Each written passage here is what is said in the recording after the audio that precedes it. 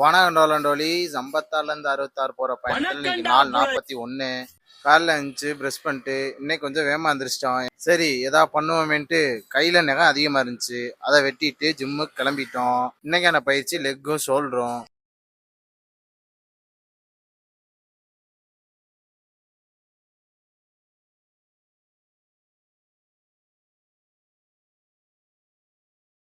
Work அவுட்லாம் முடிச்சுட்டு வீட்டுக்கு வந்தா குஞ்சி பிரதர்ஸ்க்கு இடையே ஒரு சண்டை. என்ன சண்டைன்னு நீங்களே பாருங்க.